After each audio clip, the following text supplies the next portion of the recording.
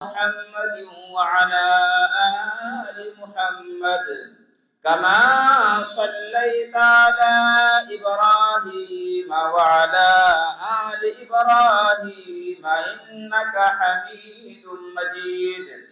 اللهم بارك على محمد وعلى آل محمد كما باركت على إبراهيم وعلى آل إبراهيم إنك حميد مجيد.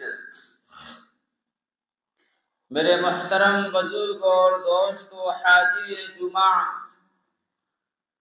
اللہ تبارک و تعالیٰ کا بہت ہی بڑا احسان ہے کہ اللہ تبارک و تعالیٰ نے ہم سبوں کو نماز جمعہ سے قبل کچھ دیر دین کے بات کہنے اور سننے کے توفیق عطا فرمائی.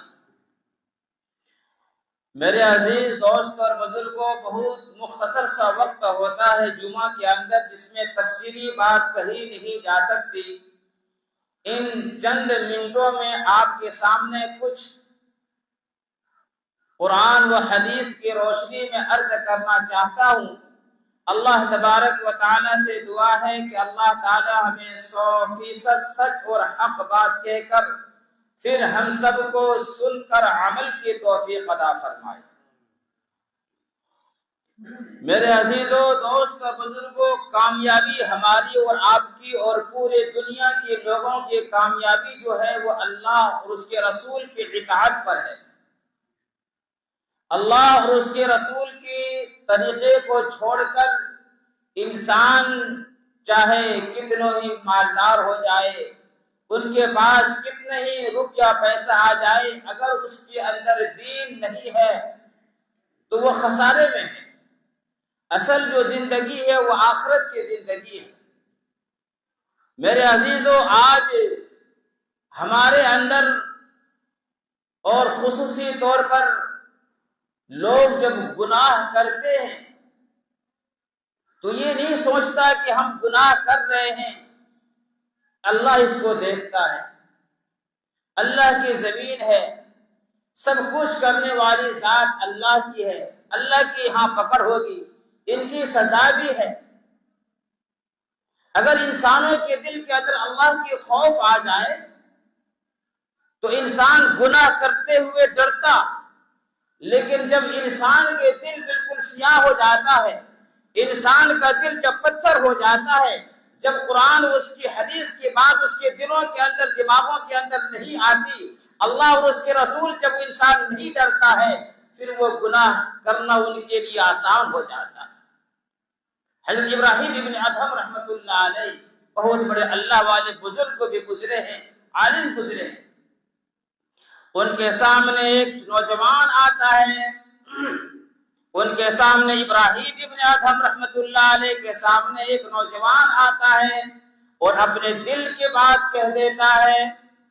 وہ نوجوان آ کر کہنے لگا کہ اللہ والے، میں اپنے اوپر اپنے نفس پر ظلم کر جاتا ہوں، میں گناہ کر لیتا ہوں، میرا دل بڑا سخت ہے، ایسا کوئی طریقہ بتائیے کہ گناہ چھوٹ جائے. سچ بات کہہ دیا. ابراہیم ابن ادہم رحمۃ اللہ علیہ فرماتے ہیں، او جوان، تو نے سچ کہا ہے، تو نے سچ کہہ دیا ہے تو میرے سے بھی سچ سن لے. 6 باتیں بتاتا ہوں، 6 خصلتیں میں بتا رہا ہوں، یہ چیز مجھ سے لے لے، پھر جو بھی تو عمل کرے گا تجھے نقصان نہیں ہوگا. اور میرے نوجوانوں، مکہ مسجد کے روشن ضمیروں، میرے سننے والوں اور نوجوانوں، آج میرے سامنے، آج میری زبان سے یہ بات سن لے اور اپنے دل کے اندر یہ بات جما لے. شاید ہو سکتا ہے آپ بھی گناہ کرتے ہوئے ڈرو گے، آپ کا بھی گناہ چھوٹ جائے. وہ نوجوان کہنے لگا، سچ بات کہہ دیا کہ میں ظلم کر لیتا ہوں، اپنے نفس پر گناہ ہو جاتا ہے، ایسا کوئی طریقہ بتائیے کہ گناہ چھوٹ جائے.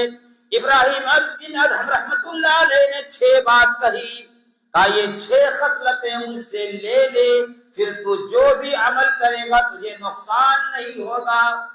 غور سے سنیے. سب سے پہلے انہوں نے کہا کہ انسان، اے نوجوان، جب تو گناہ کرنے کا ارادہ کر لے اور اور پکا تب جب تو گناہ کرنے لگے تو دل کے اندر یہ بات سوچ اور ایک بات ایسا کر کہ اللہ تبارک و تعالیٰ کی دی ہوئی رزق کو تو نہیں کھا، اللہ تبارک و تعالیٰ کی بنائی ہوئی اللہ نے جو رزق کو پیدا کیا ہے اس رزق کو تو کھانا چھوڑ دے، پھر تو گناہ کر۔ وہ انسان کہتا ہے آپ کیسی بات کہتے ہو، یہ کیسے ہو سکتا ہے؟ یہ مشرق اور مغرب، شمال اور جنوب، پہاڑ، سمندر، یہ سب تو اللہ تبارک و تعالیٰ کی بنائی ہوئی ہے۔ اگر اللہ تبارک اگر یہ چیز ہم نہیں کھائیں گے تو کیا کھائیں گے؟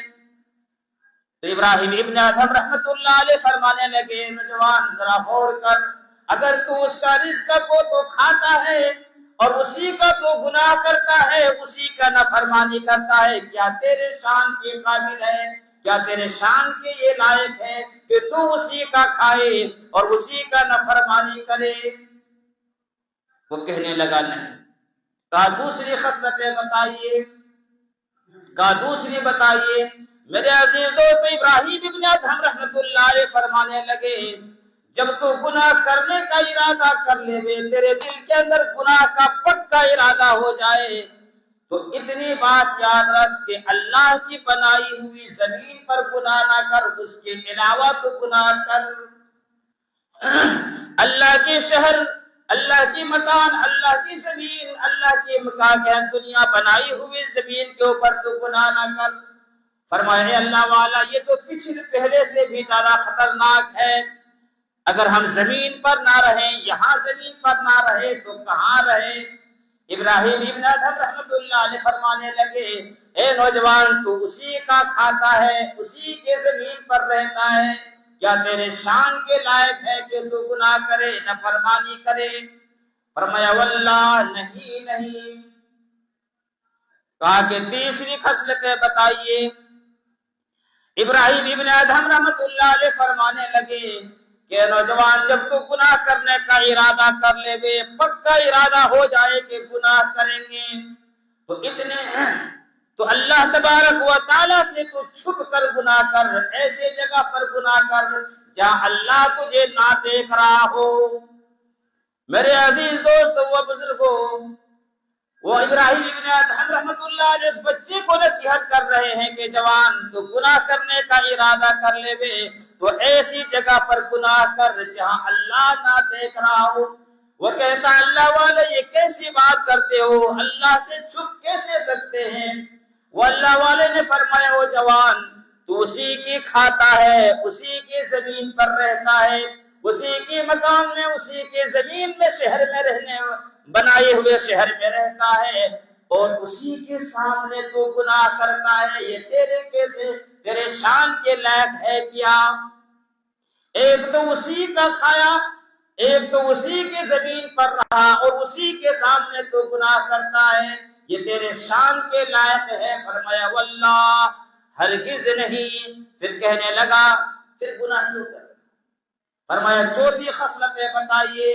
فرمایا جب تو گناہ کرنے کا تیرے ارادہ ہو جائے، اگر تو یہ نہیں کر پائے کہ اللہ کی زمین کو بھی نہیں چھوڑ سکتا ہے، اللہ کی بنائی ہوئی چیز اللہ سے چھپ بھی نہیں سکتا ہے، تو ایسا کر جب ملک الموت تیرے سامنے آ جائے، تیرے روح قبض کرنے کے لیے آ جائے تو ملک الموت کو کہنا ذرا وقت ابھی ہم کو کچھ وقت دے دے، میں توبہ استغفار کر لوں، میں گناہ کر لیا ہوں۔ کیا تو یہ کر سکتا ہے؟ فرمایا ہرگز نہیں، یہ کیسے ہو سکتا ہے؟ اگر میں ملک الموت کو کہوں تو بھی میری اس بات کو نہیں مانے گا۔ ابراہیم ابن ادھم رحمت اللہ علیہ فرمانے لگے بندہ اے جوان جلدی کر، توبہ کر، کہیں ایسا نہ ہو کہ گناہ کا پتری لے کر، کہیں ایسا نہ ہو کہ گناہ کا تھیلا لے کر اللہ کے حضور حاضر ہو گئے، جلدی پھر توبہ کر اگر یہ نہیں کر سکتے ہو۔ پانچویں خصلتیں بتائی۔ فرمایا جب قبر کے اندر تجھے رکھ دیا جائے گا اور منکر نکر سوال کے لیے جب آئے گا، یاد رکھیے گا قبر کے گڈھے سے مراد صرف یہ ہماری قبر نہیں ہے۔ اگر کسی انسان کو سمندر کے اندر موت آئے، مچھلی کھا گئی، کوئی چرندے پرندے درندے کھا گئے اور وہ قبر کی عذاب کا، برزخ کا عذاب کا مستحق ہے تو اس کو وہ عذاب ہوگا، اگر وہ ثواب کا مستحق ہے تو اس کو ثواب مل کر رہے گا۔ فرعون کی لاش آج بھی پڑا ہوا ہے تو کیا اس کو عذاب نہیں ہو رہا ہے؟ گڈھے سے مراد یہ نہیں ہے، یعنی اگر آپ کہیں سمندر میں سفر کر رہے ہو یا درندے چرندے آپ کے کھا کر بوٹی بوٹی کر دیا ہو، لیکن اگر آپ ثواب کا مستحق ہے تو آپ کو ثواب ملے گا، اور عذاب کا مستحق ہے تو آپ کو عذاب ملے گا۔ تو کہنے لگا جب منکر نکر سوال کرنے کے لیے آ جائے تو اس کے منہ کو چپ کرا دینا۔ تو بڑا سیٹھ آدمی ہے نا، تو بڑا خان آدمی ہے نا، تیری بہت زبان چلتی تھی، جب نکیرین تجھ سے سوال کرے گا تو اس کو جواب دے کے اس کے منہ کو بند کرا دینا۔ فرمایا واللہ یہ بات ہرگز نہیں ہو سکتا، یہ کیسے کر سکتا ہوں میں؟ فرمایا چھٹی خصلتیں بتائیے کیا ہے؟ فرمایا ہیں کہ قیامت کے دن جب حساب و کتاب ہوگا تیرے گناہ زیادہ ہو جائے گا اور اللہ کہے گا کہ اس کو جہنم کے اندر پھینک دے۔ جب اللہ تبارک و تعالیٰ تم کو جہنم کے اندر جانے کا آرڈر دے دے گا، وہاں کو اکڑ جانا اور کہنا میں جہنم کے اندر نہیں جاؤں گا۔ اتنا سننا تھا اس بچے کی چیخ نکلتی ہے، آنکھوں میں آنسو ہے، اور فرمایا اے اللہ والے یہ کیسے ہو سکتا ہے کہ میں اللہ کے سامنے یہ بات عرض کروں؟ فرمایا جوان پھر جب یہ بھی نہیں کر سکتا ہے پھر گناہ کیوں کرتے ہو؟ میرے عزیز دوستو فرماتے ہیں یہ بات جب یہ نصیحت سنی اپنے پلے میں باندھ لیا اور گناہ سے توبہ کر لیا۔ آج ہم گناہ کرتے ہیں، نافرمانیاں کر رہے ہیں، ہمارے دلوں کے اندر ذرہ بھی اپنے چہرے کے اندر محسوس بھی نہیں ہوتا ہے، گناہ کر کے ہم فخر کرتے ہیں، گناہ کر کے ایسا لگتا ہے کہ یہ ابھی بالکل گناہ کیے ہیں، لیکن بالکل بھی ہمارے دلوں کے اندر اللہ کا خوف نہیں آتا۔ یاد رکھیے گا میرے عزیزو، میرے نوجوانوں، کہیں ایسا نہ ہو کہ ہماری موت آ جائے اور ہم توبہ نہیں کر پائے اور اللہ کے سامنے ایسے چلے جائیں۔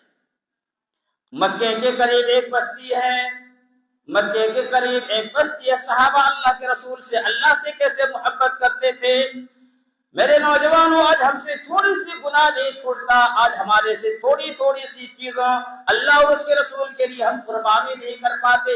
مکے کے قریب ایک بستی ہے، ایک نوجوان نے سنا کہ مکے کے اندر کوئی شخص نبوت کا دعویٰ کیا ہے، اپنے گھر سے چلتا ہے، مکہ پہنچتا، فرمایا این رسول اللہ، این رسول اللہ، کہ نبی کہاں ہے، محمد کہاں ہے صلی اللہ علیہ وسلم۔ کسی نے کہا کہ مسجد کے اندر جلوہ افروز ہے، وہ اللہ کے رسول صلی اللہ علیہ وسلم کو پوچھتے ہوئے مسجد آتا ہے، اللہ کے رسول صلی اللہ علیہ وسلم کو چہرے کو دیکھتا ہے تو دیکھتے ہی رہ جاتا ہے، اور کچھ دیر کے بعد کہتا ہے کہ اللہ کے رسول ہاتھ آگے بڑھائیے، میں آپ کا غلام بننا چاہتا ہوں، آپ کا غلام بننا چاہتا ہوں۔ اللہ کے رسول نے فرمایا جوان، اے جوان تو نے تو ابھی کوئی تقریر نہیں سنی، تو نے تو ابھی کوئی معجزہ نہیں دیکھا، تو نے تو قرآن کی کوئی آیت نہیں سنی، تو کیسے ایمان لاتا ہے، کیسے ایمان لا رہا ہے؟ فرمایا کہ اللہ کے رسول نے دور سے آپ کو چہرے کو دیکھا، میرے دل نے فیصلہ کر لیا ایسا حسین چہرے والا کبھی جھوٹا نہیں ہو سکتا ہے، کلمہ پڑھ لیا، ایمان لیا۔ اللہ کے رسول نے فرمایا جوان تو بڑے نازک گھرانے سے لگتا ہے، بڑے اچھے لباس پہن کے آئے ہو، میرے ساتھ ابھی چلنے میرے ساتھ بہت تکالیف ہوتی ہے، ایسا کرو تو اپنے گھر چلے جاؤ اور ایمان کو تھوڑے چھپا کر رکھنا، ابھی میرے ساتھ تم چل نہیں پاؤ گے۔ میرے پیارے روشن ضمیروں، وہ نوجوان گھر چلا جاتا ہے، اس کی ماں مشرکہ ہے، کافرہ ہے، وہ بچہ یتیم تھا اور چچا نے اس کو پالا ہے، باپ نہیں ہے۔ گھر میں گیا تو دیکھا کہ ماں اور چچا اللہ کے رسول صلی اللہ علیہ وسلم کی غیبت کرتا ہے، وہ دو جانوں بیٹھ جاتا ہے، پوچھتا ہے امی کس کے بات کر رہے ہو، چچا آپ کس کے بات کر رہے ہو؟ اس کے چچا نے کہا کہ تیرے کیا ہے، ہم کسی سے بات کر رہے ہیں۔ لیکن جب 2-3 مرتبہ ایسے پوچھا تو وہ چچا نے کہا بھتیجے ایسا لگتا ہے کہ تو ایمان لے آیا ہے۔ اب یہ نوجوان ذرا غور کرو، اب یہ سوچتا ہے کہ اگر ہاں کہوں تو خیر نہیں، نہ کہوں تو جھوٹ، اسی کشمکش میں تھا میرے عزیزوں۔ لیکن نوجوان جس کے اندر دل کے اندر ایمان آ جائے، جس کے اندر اللہ اور اس کے رسول کی محبت آ جائے۔ جواب دینے میں دیر نہیں کی، فرمایا ہاں چچا میں اس کے غلام بن گیا ہوں۔ اب چچا نے اس کو مارنا شروع کیا، مار کے لہو لہان، خون سے لہو لہان کر دیا، اور فرمایا بھتیجے ہمارے گھر کو تمہارے سے دو راستہ ہے، یا تو گھر چھوڑ یا اس نبی کا در چھوڑ۔ وہ کہنے لگا ساری کائنات کو میں قربان کر سکتا ہوں لیکن محمد کی غلامی نہیں چھوڑ سکتا صلی اللہ علیہ وسلم۔ مار کے لہو خون بدن سے خون نکال دیا اور کہا کہ گھر سے نکل جا۔ اب اپنے غور کرو میرے دوستو، جوان لڑکے کو گھر سے نکال دینا یہ کتنی بڑے کیا کرے گا وہ جوان؟ لیکن وہ گھر سے نکلنے لگا تو چچا نے کہا کہ بھتیجے یہ جوتا پہن رکھے ہو یہ میری کمائی ہے، اسے بھی نکال۔ یہ قمیض پہن رکھے ہو یہ میری کمائی ہے، اسے بھی نکال۔ اپنے ٹوپی نکال۔ میرے عزیز دوستو جوتا نکال دیا، کپڑے نکال دیا، اب ایک صرف بدن کے اندر ایک پاجامہ رہ گیا۔ کہنے لگا کہ چچا یہ میری عزت ہے، اور میرے چچا پورے یہ میری عزت ہے۔ اس کے چچا کہنے لگا کہ بھتیجے اگر عزت چاہتے ہو تو اس نبی کا در کو چھوڑ دے ورنہ آج تیری عزت تار تار ہو جائے گا۔ میرے دوستو میرے نوجوانوں، وہ آسمان کی طرف دیکھتا ہے، وہ کہتا ہے کہ ربا آج میں تیرے نبی کی محبت میں اپنی عزت کو تار تار کرتا ہوں۔ اے اللہ تو گواہ رہنا، اے اللہ تو گواہ رہنا، آج میں تیرے نبی کی محبت میں اپنی عزت کو بھی قربان کرتا ہوں۔ میرے نوجوانوں کیا کہ پاجامہ بھی نکال کر دیا اور ننگا ہو گیا، دیوار کے آڑ میں جا کے چھپ جاتا ہے۔ ماں نے اوپر سے ایک چادر دی اور فرمایا بیٹا یہ چادر لے اور جلدی بھاگ جا ورنہ یہ بھی تجھے نصیب نہیں ہوگا۔ اے میرے نوجوانوں آج ذرا سی چیز ہم سے نہیں چھوڑتا ہے، ذرا غور کرو اپنے دل کے اندر، ذرا سوچو نوجوان لڑکا ہے لیکن بالکل ننگا کر دیا ہے، کس کے لیے؟ دین کے لیے ننگا ہو گیا، اور کہا کہ اللہ آپ گواہ رہنا میں اپنے نبی کے محبت میں اپنی عزت کو تار تار کر دیتا۔ اس کپڑے کو دو ٹکڑے کرتا ہے، ایک کو چادر بنا لنگی بناتا ہے اور ایک کو بدن میں رکھتا ہے، اس لیے اس کا نام جو ہے حدیث کے اندر عبداللہ جلبزادین نام آتا ہے، یعنی دو کپڑوں والے، دو چادر والے۔ اللہ کے رسول صلی اللہ علیہ وسلم کے در پر حاضر ہوتا ہے۔ اللہ کے رسول نے دیکھا کہ عبداللہ آ رہا ہے، پہلے تو بڑے اچھے لباس میں آئے تھے، آج تو چہرے پر خون ہے، بدن میں کپڑے نہیں ہے۔ اللہ کے رسول صلی اللہ علیہ وسلم اٹھتا ہے اور استقبال کرتا ہے اور سینے سے لگا لیتا ہے اور کہا سارا واقعہ بتایا۔ فرمایا عبداللہ اے عبداللہ تو نے جو سودا کیا ہے وہ تجھے گھاٹا نہیں ہے، جو اللہ کے رسول صلی اللہ علیہ وسلم کی محبت میں اپنے عزت کو تار تار کرتا ہے، اللہ تبارک و تعالیٰ اس کی عزت کو عرش معلیٰ تک پہنچا دیتا ہے۔ میرے عزیزو یہ صحابہ کی قربانی ہے، یہ صحابہ کی محبت ہے۔ کچھ ہی دن ہوا وہ بیمار ہو گئے، کچھ ہی دن کے بعد وہ بیمار ہو گئے اور آخر کر میرے عزیز دوستو اس کا انتقال ہو جاتا ہے۔ حضرت عبداللہ جلبزادین رضی اللہ تعالیٰ عنہ کا انتقال ہو جاتا ہے۔ اللہ کے رسول صلی اللہ علیہ وسلم کو خبر دیتا ہے کہ عبداللہ انتقال ہو گیا ہے۔ صحابہ نے اس کو غسل دیا، اب کفن کی باری آتی ہے کہ اللہ کے رسول میں اس کو کفن کہاں دے، اس کے پاس تو کپڑا نہیں ہے۔ میرے عزیز دوستو وہ کتنا خوش نصیب والا ہوگا۔ اے اللہ تیرے کرشمے بھی عجیب ہے، ابھی اتارنے پر آئے تو پورے لباس اتار دیا اور دینے پر آئے تو پورے کائنات کا دولت دے دی۔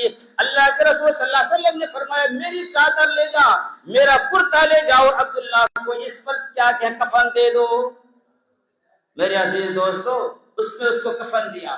اللہ کے رسول صلی اللہ علیہ وسلم نے نماز جنازہ پڑھایا، اللہ کے رسول صلی اللہ علیہ وسلم نے نماز جنازہ پڑھایا۔ قبر میں رکھنے کی باری آتی ہے تو قبر میں کون اتارتا ہے؟ ان کے قریبی رشتہ داری کو اتارتا ہے۔ اب عبداللہ کا قریبی کوئی نہیں، اب عبداللہ کا کوئی قریبی نہیں۔ میرے دوستو اللہ کے رسول نے فرمایا او صحابہ پیچھے ہٹ جاؤ، عبداللہ کا قریب میں ہوں۔ اور اللہ کے رسول صلی اللہ علیہ وسلم نے اپنے ہاتھوں سے قبر پر رکھا اور قبر کے اندر مٹی دے دینے کے بعد اللہ کے رسول صلی اللہ علیہ وسلم وہیں کھڑے ہو کر دعا کرنے لگے اور کہنے لگے اللہ میں عبداللہ سے راضی ہوں، اے اللہ میں عبداللہ سے خوش ہوں، یا اللہ تو بھی راضی ہو جا۔ اتنے بات سننا تھا کہ عمر رضی اللہ تعالیٰ عنہ کی چیخ نکل گئی اور رونے لگے اور فرمانے لگے اللہ کاش یہ لاش میری ہوتی، یہ میرا قبر میرا ہوتا تو کتنا اچھا ہوتا، اے عبداللہ تو کتنا خوش نصیب والے ہیں۔ میرے عزیزو تھوڑی قربانی دینے پڑتی ہے تب یہ صلہ ملتا ہے، تھوڑی قربانی دینے پڑتی ہے تب یہ صلہ ملتا ہے۔ آج ہمیں نماز مفت میں، روزہ مفت میں، سارا چیز مفت میں ملا، ہمیں کیا قربانی دی ہے؟ اللہ اکبر۔ صحابہ کیسے اللہ کے رسول صلی اللہ علیہ وسلم سے محبت کرتے تھے میرے دوستو۔ آج ہمارے فضول خرچی کرنے میں ہم کسر نہیں کرتے ہیں۔ دو جہان کے بادشاہ جناب محمد عربی صلی اللہ علیہ وسلم حضرت ابو ہریرہ رضی اللہ تعالیٰ عنہ فرماتے ہیں کہ میں اللہ کے رسول صلی اللہ علیہ وسلم کی خدمت میں حاضر ہوا تو دیکھا کہ اللہ کے رسول صلی اللہ علیہ وسلم بیٹھ کر نماز پڑھ رہے ہیں، اللہ کے رسول صلی اللہ علیہ وسلم بیٹھ کر نماز پڑھ رہے ہیں۔ میں کہا کہ اللہ کے رسول ایسا کیوں؟ کیونکہ کھڑے ہو کر نماز پڑھنا افضل ہے اور آپ ہمیشہ افضل میں کیا کہیں افضل والے کو عمل کرتے ہیں۔ اللہ کے رسول صلی اللہ علیہ وسلم نے فرمایا ابو ہریرہ بھوک کی وجہ سے کھڑا ہونا مشکل ہے، اے ابو ہریرہ بھوک کی وجہ سے کھڑا ہونا مشکل ہو رہا ہے۔ اتنا سننا تھا کہ ابو ہریرہ رضی اللہ تعالیٰ عنہ رونے لگے، ابو ہریرہ رضی اللہ تعالیٰ عنہ رونے لگے۔ اللہ کے رسول صلی اللہ علیہ وسلم نے فرمایا ابو ہریرہ مت رو، اے ابو ہریرہ مت رو، جو بھوک اللہ کی محبت میں جو بھوک کو برداشت کرتا ہے ثواب کے نیت سے، اللہ تبارک و تعالیٰ کل قیامت کے دن اس کا حساب میں آسانی فرمائے گا۔ اے میرے عزیزو اللہ کے رسول صلی اللہ علیہ وسلم کی یہ حال ہے جس کے لیے آسمان، چاند، سورج، ستارے، میرے عزیز دوستو اللہ کے رسول صلی اللہ علیہ وسلم پیدا نہ ہوتے تو ہم بھی دنیا کے اندر نہیں آتے، ان کا یہ حال ہے۔ آج ہم فضول خرچی کرنے میں کتنا آگے ہیں۔ یاد رکھو قل اللہ یحییکم ثم یمیتکم ثم یجمعکم الی یوم القیامۃ لا ریب فیہ۔ کل قیامت کے دن اللہ تبارک و تعالیٰ یہ پوچھے گا کہ میں نے یہ موت میں نے قل اللہ یحییکم یہ زندگی میں نے دی تھی، یہ زندگی میں نے دی تھی اور یہ حیاتی اللہ تبارک و تعالیٰ اور ایک ایک سانس کا ایک ایک ذرے ذرے کا اللہ حساب دے گا۔ ہم کیا حساب دے پائیں گے؟ اللہ کی قسم جس کے 80 سال کا زندگی ہے، اللہ نے اگر 80 سال کی عمر دی ہے تو اگر 80 دن کا اللہ تبارک و تعالیٰ کے سامنے اگر حساب لے لے تو ہم دے نہیں سکتے۔ 80 دن کا کیا نہیں، 80 گھنٹے 80 منٹ تک ہم اللہ تبارک و تعالیٰ کی حساب نہیں دے سکتے، ایک سانس کا حساب نہیں دے سکتے۔ میرے جوانوں کیا ہم سمجھ رکھے؟ ایک اور صحابی کتنا اللہ کے رسول صلی اللہ علیہ وسلم کیسے محبت کرتے تھے، صحابہ کیسے اللہ کے رسول صلی اللہ علیہ وسلم سے محبت کرتے تھے۔ اللہ کے رسول صلی اللہ علیہ وسلم دوپہر کے وقت گھر سے نکلتا ہے، اور کیوں نکلا دوپہر کے وقت؟ بھوک کی وجہ سے۔ اللہ کے رسول بھوک سے بیتاب ہے، گھر سے نکلتا ہے کہ ابو بکر صدیق کے گھر جائیں، ہو سکتا ہے وہاں کچھ مل جائے کھانے کے لیے۔ میرے عزیزوں تو جو ہی اللہ کے رسول صلی اللہ علیہ وسلم گھر سے باہر نکلے، دیکھا سامنے سے ابو بکر صدیق آ رہے ہیں رضی اللہ عنہ۔ اللہ کے رسول نے فرمایا ابو بکر یہ دھوپ اس وقت گھر سے کیوں باہر نکلے؟ فرمایا کہ اللہ کے رسول، اے اللہ کے رسول بھوک کی وجہ سے کئی دنوں کی فاقہ ہے، بھوک کی وجہ سے میں گھر سے نکلا اور آپ کے پاس آ رہا تھا، ہو سکتا ہے کہ آپ کے پاس کوئی ہدیہ تحفہ آئے ہو تو ہمیں بھی کچھ کھانے کو مل جائے گا۔ اللہ کے رسول نے فرمایا ابو بکر میں بھی بھوک کی وجہ سے نکلا اور تمہارے گھر جا رہا تھا۔ اللہ کے رسول نے فرمایا چلو ہم لوگ دونوں جاتے ہیں حضرت عمر رضی اللہ تعالیٰ عنہ کے پاس۔ یہ دونوں اللہ کے رسول صلی اللہ علیہ وسلم اور ابو بکر صدیق رضی اللہ تعالیٰ عنہ حضرت عمر رضی اللہ تعالیٰ عنہ کے گھر کی طرف جاتے ہیں تو دیکھا سامنے سے حضرت عمر رضی اللہ تعالیٰ عنہ آ رہے ہیں۔ اللہ کے رسول نے فرمایا عمر یہ دھوپ کے وقت آج اس ٹائم گھر سے نکلے، کیا بات ہے؟ سچ کہہ دیا کہ اللہ کے رسول آپ سے کیا چھپانا، اللہ کے رسول آپ سے کیا چھپانا، بھوک کی وجہ سے گھر میں رہنا مشکل ہو گیا۔ فرمایا چلو اللہ کے رسول کے پاس جاتے ہیں، ہو سکتا ہے کچھ مل جائے تو کھا لیں گے۔ اللہ کے رسول صلی اللہ علیہ وسلم نے فرمایا کہ عمر، ابو بکر صدیق اور میں تمہارے گھر آ رہے تھے اسی کے لیے۔ اللہ کے رسول صلی اللہ علیہ وسلم نے فرمایا او میرے یارو آ جاؤ، ایک صحابی ہے جس کا نام سعد ہے رضی اللہ تعالیٰ عنہ، ان کے کھجوروں کا باغ ہے، وہ ہمیشہ ہمیں دعوت دیتے رہتا ہے، آج چلو ہم تینوں ان کے یہاں گھر پر دعوت مہمان بنتے ہیں۔ میرے عزیز دوستو، دائیں طرف حضرت ابو بکر صدیق رضی اللہ تعالیٰ عنہ ہے اور بائیں طرف حضرت عمر رضی اللہ تعالیٰ عنہ ہے، اور اللہ کے رسول صلی اللہ علیہ وسلم نے دونوں صحابی کے کندھوں پر ہاتھ رکھ دیا۔ وہ کیا منظر ہوگا میرے دوستو، وہ کیا کیسا منظر ہوگا، دونوں صحابہ کے اوپر اللہ کے رسول صلی اللہ علیہ وسلم نے ہاتھ رکھ دیا، اور کبھی ابو بکر صدیق کو سینے سے لگاتا ہے، کبھی عمر کو سینے سے لگاتا ہے، اور فرمایا او میرے یارو یاد رکھنا میرے دوستی کچی نہیں ہے، میرے دوستی پکی ہے، کل قیامت کے دن ہم اپنے قبروں سے ایسے اکٹھے اٹھیں گے۔ میرے عزیزو، کیسے اللہ کے رسول صلی اللہ علیہ وسلم محبت کرتے تھے اور صحابہ بھی کیسے محبت کرتے ہیں۔ کتابوں کے اندر لکھا ہے کہ 2-4 قدم چلا، اللہ کے رسول صلی اللہ علیہ وسلم جب سینے سے لگایا تو دونوں صحابہ پیچھے ہٹ گئے، ابو بکر صدیق پھر عمر بھی۔ فرمایا ابو بکر عمر کیا بات ہے، پیچھے کیوں ہٹ گئے؟ فرمایا کہ اللہ کے رسول، اے اللہ کے رسول، آپ نے جب ہمیں سینے سے لگایا، آپ نے جب 1-2 مرتبہ ہمیں سینے سے لگایا، اللہ کی قسم ہماری بھوک بھی اور ہمارے پیاس بھی ختم ہو گیا، اس لیے ہم پیچھے ہٹ گئے۔ اب آپ جانے، ہمارے بھوک پیاس ختم ہو گئی، ہم آپ پر قربان، آپ کی محبت پر۔ اللہ کے رسول نے فرمایا میرے یارو آ جاؤ تینوں دونوں، اور حضرت سعد رضی اللہ تعالیٰ عنہ کے گھر کی طرف جاتا ہے۔ حضرت سعد رضی اللہ تعالیٰ عنہ نے جب دیکھا کہ اللہ کے رسول ہمارے گھر پر آ رہے ہیں تو حضرت سعد رضی اللہ تعالیٰ عنہ نے دروازہ کو بند کر دیا۔ سنو میرے دوستو، حضرت سعد رضی اللہ تعالیٰ عنہ نے دروازہ بند کر دیا۔ اللہ کے رسول صلی اللہ علیہ وسلم اس کے گھر پر جاتے ہیں، کنڈی کھٹکھٹاتے ہیں اور دروازے پر جا کر کہتا ہے السلام علیکم یا اہل سعد، اے سعد والو، اللہ کے رسول صلی اللہ علیہ وسلم تمہیں سلام پیش کرتا ہے۔ اب جو ہی دروازہ بند کر دیا، اندر میں حضرت سعد رضی اللہ تعالیٰ عنہ کھڑے ہو جاتے ہیں اور آہستہ کہتے ہیں وعلیکم السلام ورحمۃ اللہ وبرکاتہ۔ اللہ کے رسول نے سنا، اللہ کے رسول نے پھر کہا السلام علیکم یا اہل سعد۔ حضرت سعد رضی اللہ تعالیٰ عنہ نے پھر آہستہ سے جواب دیا وعلیکم السلام ورحمۃ اللہ وبرکاتہ، لیکن اللہ کے رسول نے نہیں سنا۔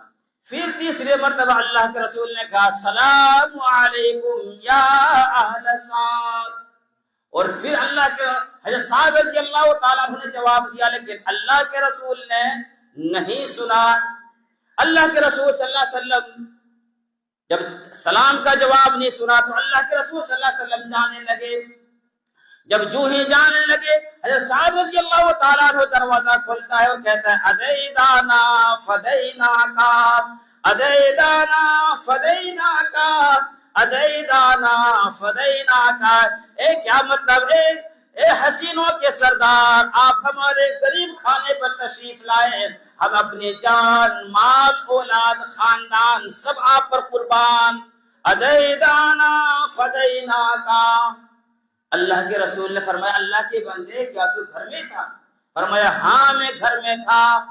فرمایا میرے سلام کا جواب کیوں نہیں دیا؟ فرمایا اللہ کے رسول میں نے سلام کا جواب دیا۔ فرمایا میں تو سنا نہیں۔ حضرت سعد رضی اللہ تعالیٰ فرماتے ہیں آپ نے اس لیے نہیں سنا کہ میں نے سنایا ہی نہیں، میں نے سنایا ہی نہیں۔ فرمایا اللہ کے رسول نے کیوں؟ ایک تو پہلی مرتبہ میں سلام کیا تھا، اسی وقت تم کو دروازہ کھول کر آنا چاہیے۔ فرمایا کہ اللہ کے رسول آپ ہمارے گھر میں تشریف لائے، میں اس لیے پہلی مرتبہ دروازہ سے نہیں کھولا، سلام کا جواب زور سے نہیں دیا کہ اللہ کے رسول صلی اللہ علیہ وسلم ہمارے گھر پر آئے ہیں، کم سے کم سلام کا برکت ہمارے گھر میں 3 مرتبہ ہو جائے۔ اللہ کے رسول یہ سلام کی برکت زیادہ سے زیادہ ہمارے گھر میں سلام کی برکت ہو جائے، اس لیے میں سلام کا جواب زور سے وہ دروازہ نہیں کھول کے دیا۔ اے میرے نوجوانوں، یہ صحابہ کی محبت تھی۔ آج ہمارے سے کیا محبت ہے؟ ہم کیا اللہ کے رسول صلی اللہ علیہ وسلم سے محبت کرتے ہیں؟ وہ بھی انسان تھے، ان کا بھی پیٹ تھا، ان کے بھی بال بچے بیوی تھے، ان کے بھی دنیا تھی، لیکن آج دیکھ لو ہم قدم قدم پر نافرمانی کر رہے ہیں، ہم قدم قدم پر نافرمانی کر رہے ہیں، لیکن پھر بھی اللہ تبارک و تعالیٰ نے ہمیں سب کچھ صحیح، ہمارے بدن، ہاتھ پاؤں سب کچھ سالم ہے۔ اے میرے دوستو، اللہ کا جب ہم یہ گناہ کی طرف یہ ہمارا قدم بڑھتا، اللہ تبارک و تعالیٰ کو طاقت تھا کہ ہمارے پاؤں کو وہی زمین میں دھسا دیتے۔ ہاتھ نے جب غلط پکڑا، اللہ کو طاقت تھا، اللہ کو طاقت ہے کہ ہمارے ہاتھوں کو توڑ دیتے۔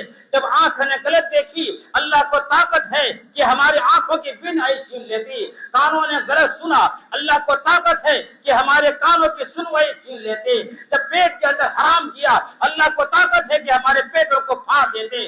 لیکن میرے عزیزوں اور میرے دوست، یاد رکھو یہ سب اللہ تبارک و تعالیٰ نے ہمیں دے رکھا ہے، اور اللہ تبارک و تعالیٰ نے جیسے ہم اور آپ پتنگ اڑاتے ہیں، بہت بلند فضا میں تیری پتنگ صحیح، بہت بلند فضا میں تیری پتنگ صحیح، لیکن سوچ کا ڈوری کس کے ہاتھ میں ہے؟ جیسے پتنگ اڑانے والا اپنے پتنگ کو اونچائی پہ لے جاتا ہے، جب چاہتا ہے اس کو کھینچ لیتا ہے۔ یاد رکھو اللہ نے ہمیں ڈھیل دے رکھا ہے، اللہ سب جانتا ہے۔ آپ نے فجر نہیں پڑھی، اللہ جانتا ہے۔ آپ نے سود کھایا، اللہ جانتا ہے۔ آپ نے اللہ کی نافرمانی کی، اللہ جانتا ہے۔ ڈھیل دے رکھا ہے، جب اللہ کی پکڑ میں آ جائے گا اس وقت ہائے ہائے ہائے کرو گے، کوئی پوچھنے والا نہیں ہوگا۔ اے مسلمانوں، مکہ مسجد کے روشن ضمیروں، میری آواز جہاں جہاں تک پہنچتی ہے سننے والوں، اللہ کے سامنے جھک جاؤ، اللہ کے سامنے جھک جاؤ، اللہ کے سامنے توبہ استغفار کر لو۔ اللہ تبارک و تعالیٰ بڑے غفور الرحیم ہے، اللہ بڑے بخشنے والے ہیں، اللہ بڑے رحیم ہے، اللہ بڑے کریم ہے، اللہ معاف کرنے والا ہے۔ اللہ کے سامنے معافی چاہ لو، توبہ استغفار کر لو، نماز روزہ کی پابندی کرو۔ اللہ تبارک و تعالیٰ سے دعا ہے اللہ رب العزت ہمیں اور آپ کو کہنے سننے سے زیادہ عمل کی توفیق عطا فرمائے، سنتیں ادا کرنے جو نہیں۔